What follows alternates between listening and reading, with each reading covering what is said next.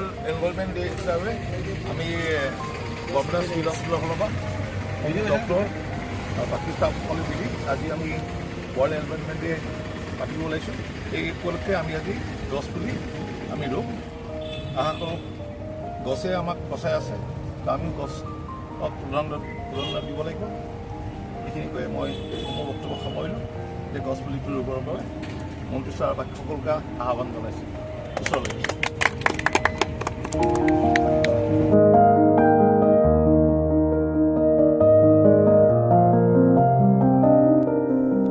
পৰিৱেশ হ'ল 5টা উপাদানৰ উপযুক্ত সমন্বয়।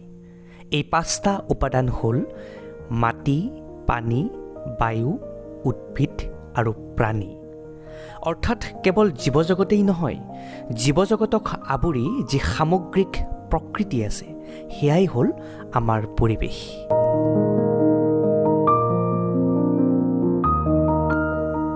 গছ থাকিলেহে মানুহ জীয়াই থাকিব।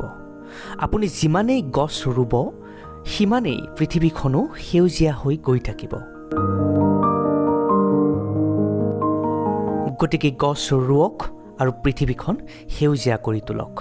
কাৰণ গছ থাকিলেহে আপুনি বা মই জীয়াই থাকিব পাৰিম।